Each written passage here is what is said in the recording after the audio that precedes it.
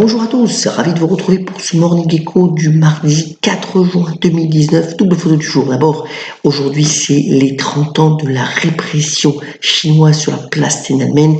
À l'époque, l'armée chinoise avait tiré sur les étudiants. Alors depuis, l'économie chinoise a pris son envol. Du point de vue des droits de l'homme, c'est plus contestable. Et puis, donc, l'arrivée de Donald Trump et de son épouse à Londres, Royaume-Uni, pour une visite d'État de 3 jours. Alors Donald Trump a déjà fait la polémique en donnant des propos assez acerbes sur donc le maire de Londres, mais a promis aussi du point de vue économique un big deal, un traité commercial d'une grande ampleur avec le Royaume-Uni dès que celui-ci aura quitté donc l'Union européenne. Dans un contexte où vous voyez les marchés boursiers ont rebondi hier en Europe, c'était beaucoup plus contrasté pour les valeurs technologiques puisque le Nasdaq a perdu près de 1,60% sur fond bien entendu d'enquête approfondie du département de la justice américaine sur les grandes valeurs technologiques quant à leur situation de monopole.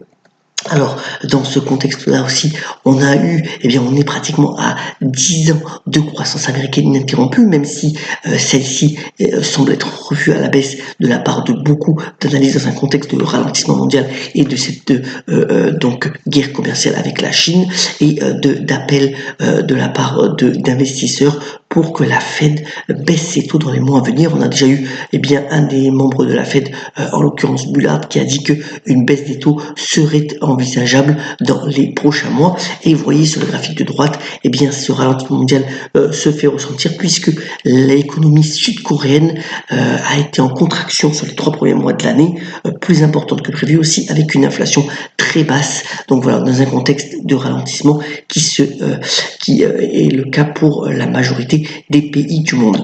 Autre point aussi que je voulais vous montrer ce matin, c'est un rapport donc relayé par les Échos, comme quoi la France double le Royaume-Uni en termes d'investissements directs étrangers qui sont faits dans l'Hexagone. Alors, c'est plutôt une bonne nouvelle, même si le graphique de droite démontre aussi que la confiance des investisseurs étrangers a été revue à la baisse en 2019, peut-être l'effet des gilets jaunes par rapport à l'élan qu'avait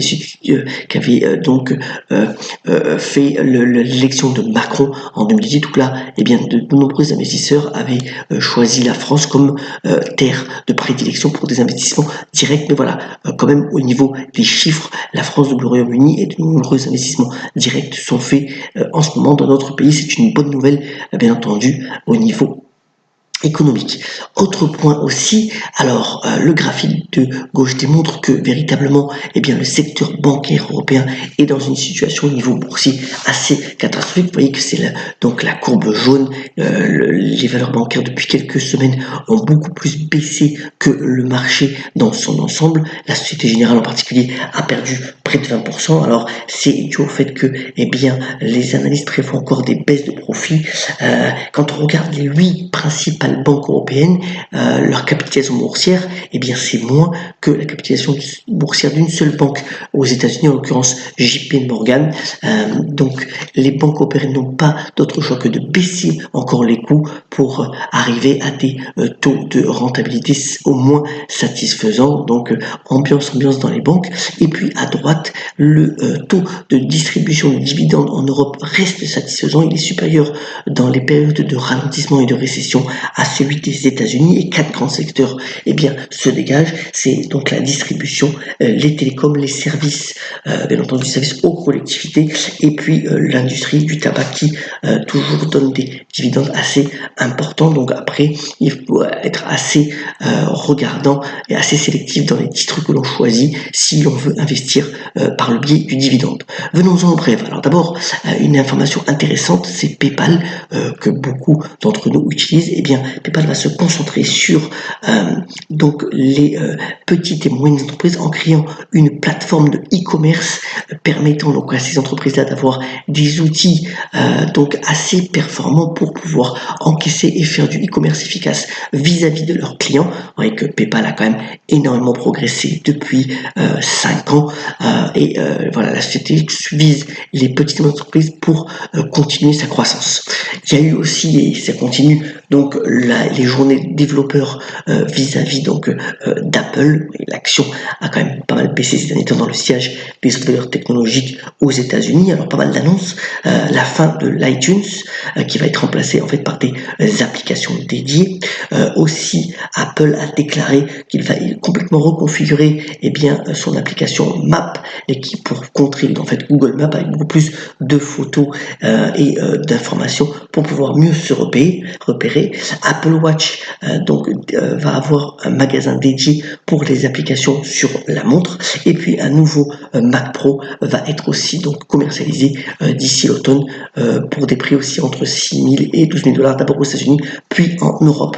Donc voilà, Apple veut repartir à l'offensive notamment sur les services comme annoncé lors des dernières semaines.